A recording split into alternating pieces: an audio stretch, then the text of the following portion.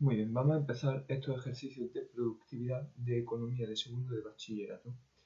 Para ello veremos primero algunos conceptos que es necesario que tengamos a la hora de afrontar estos ejercicios. En primer lugar, vamos a ver dos conceptos que están presentes en todas las empresas, que son el de eficacia y el de eficiencia. Por un lado está la eficacia, que consiste en lograr los objetivos establecidos. En este caso nos vamos a tener en cuenta el uso de recursos que hagamos. Vamos a ver un ejemplo más aterrizado en nuestra vida. Por ejemplo, nosotros como estudiantes, nuestro objetivo es aprobar todas las asignaturas. Entonces seremos eficaces si logramos ese objetivo de aprobar todas las asignaturas, independientemente de, por ejemplo, el número de horas de estudio que empleemos. Por otro lado, tenemos este concepto de eficiencia, que quiere decir que estos objetivos que logramos lo hagamos con el uso mínimo de recursos. Es decir, yo seré eficiente si para estudiar, por ejemplo, para aprobar la economía, pues empleo solamente 2 horas frente a mis compañeros que han empleado 4 horas de estudio. ¿Vale? Entonces distinguimos estos dos conceptos: eficacia, que es lograr los objetivos, y eficiencia, que es el uso óptimo de los recursos. ¿Por qué son importantes estos conceptos? Pues bien, porque el concepto de productividad está muy relacionado con ese concepto de eficiencia que veíamos.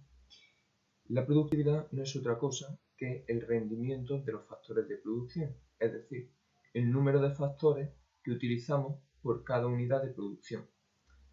Es muy importante que distingamos bien qué es producción y qué es productividad. Por ejemplo, si tenemos una empresa de móviles, de fabricación de móviles, pues nuestra producción son esos móviles que fabricamos. Ahora bien, ¿qué es la productividad? Volvamos al ejemplo nuestro, ¿no? De que somos estudiantes.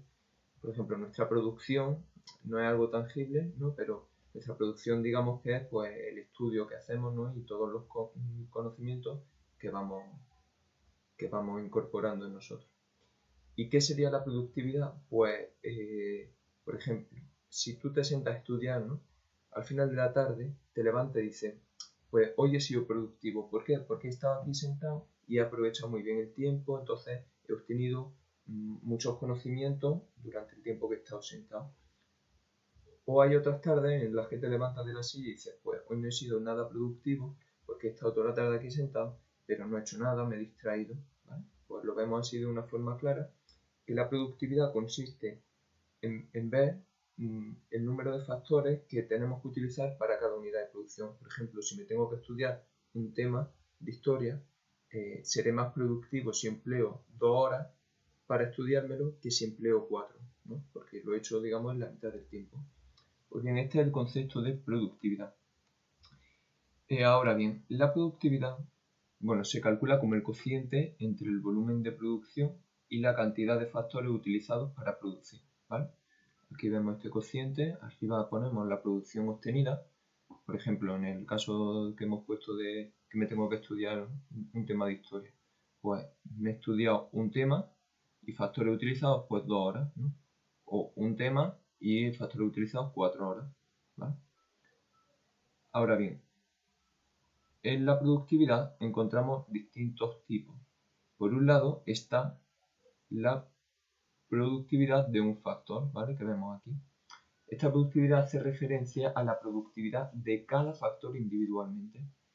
Sabemos que en la empresa hay distintos factores de producción, ¿no? Pues está el factor capital, el factor trabajo, ¿no? Es decir, pues las máquinas, los obreros, los materiales que necesitamos, ¿no?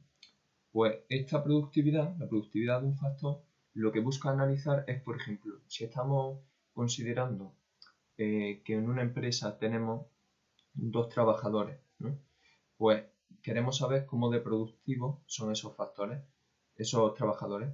Pues aquí arriba ponemos la producción que obtiene la empresa. Por ejemplo, si fabricamos bicicletas, pues vale, hemos tenido 10 bicicletas entre 2 trabajadores, ¿vale? Arriba la producción que obtenemos y abajo la cantidad del factor. Que en vez de trabajadores, que es el factor, el capital humano, tenemos máquinas, pues tendríamos, por ejemplo, imaginemos 10 bicicletas entre 5 máquinas, ¿vale? Entonces, cada una de esas es la productividad de un factor. Pues del factor trabajo, que son los trabajadores, del factor capital, que son las máquinas, de, por ejemplo, los materiales, ¿no? Vale. Y luego tenemos otro concepto que es el de productividad global. En este caso, lo que analizamos es la productividad de todos los factores de producción al mismo tiempo. Es decir, si tenemos, por ejemplo, tenemos por un lado máquinas, ¿no? Y por otro lado tenemos también trabajadores. Vale. Pues queremos saber la productividad conjunta de nuestras máquinas y nuestros trabajadores, ¿vale? Para ello, por ejemplo, los trabajadores podríamos contarlos, ¿no?, en números de horas que trabajan. Por ejemplo, si tenemos 2 trabajadores que trabajan 20 horas semanales, pues tendríamos 40 horas de trabajo, ¿no? Y las máquinas, pongamos que las contamos como número de máquinas y tenemos 2 máquinas, ¿vale? Como son unidades distintas, ¿no? Aquí tenemos pues 2 unidades de máquinas y aquí pues 40 horas de trabajo. La productividad global sería un poco complicada de obtener utilizando distintas unidades de medida. Por ello, para calcular la productividad global siempre recurrimos a su valoración económica. Es decir, en el caso de antes, de la productividad de un factor, ¿no?, poníamos arriba la producción obtenida y abajo la cantidad de ese factor.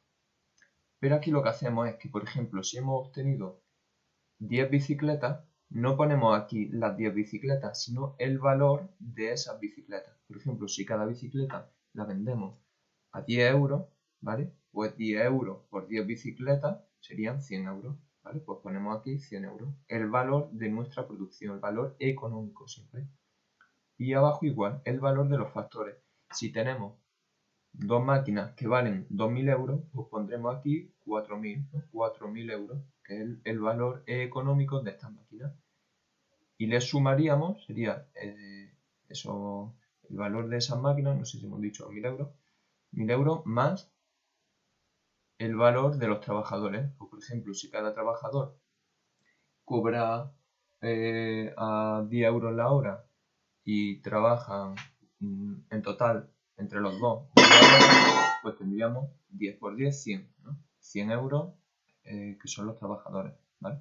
Entonces, la productividad de un factor, ponemos la producción obtenida en unidades de cantidad, ¿vale? Por ejemplo, 10 bicicletas, y abajo la cantidad del factor, por ejemplo, 3 trabajadores o lo que sea. Si estamos en el factor de trabajadores o 3 máquinas, pero siempre en unidades físicas. Y en la productividad global lo que ponemos es el valor de producción y el valor de los factores, todo en unidades monetarias, ¿vale? En euros, si estamos trabajando en euros, dólares si son dólares, normalmente serán euros, ¿no? Pues eso, el valor económico de la producción y el valor económico de los factores. Ahora bien, la productividad de un año no se entiende mucho si no es en relación a la productividad que hemos tenido en otro año, ¿no? Porque lo que le interesa a una empresa es conocer si este año hemos sido más o menos productivos que en el año anterior, por ejemplo, o más o menos productivos que otra empresa, ¿no? Para ello, compararemos la productividad de distintos años, ¿no?, usando el índice de productividad global, ¿vale? Este índice de productividad global no es más que una tasa de variación, ¿vale? Entonces la fórmula sería esta de aquí. La productividad del año 1, ¿vale?, menos la productividad del año 0, dividido entre la productividad del año 0, esto de aquí es un 0, se ve regular, ¿vale? Y todo ello multiplicado por 100, ¿vale?, para tener el dato en porcentaje. Cuando hagamos los ejercicios veremos que esta fórmula es muy sencilla de aplicar y simplemente nos sirve para esto, para comparar la productividad de un año frente a la productividad de otro. Se puede comparar la productividad global o la productividad de un factor, ¿vale?, indiferentemente. Entonces, el año 1 siempre será el año más reciente. Por ejemplo, si estamos hablando de la productividad del año 2022 frente a la productividad del año 2021, ¿vale? Pues el año 1 será el año 2022 y el año 0 el año 2021, ¿vale? El año 1 siempre es el más reciente. De estos dos, ¿cuál es el más reciente? Pues 2002, que es el que hemos acabado hace nada, ¿vale?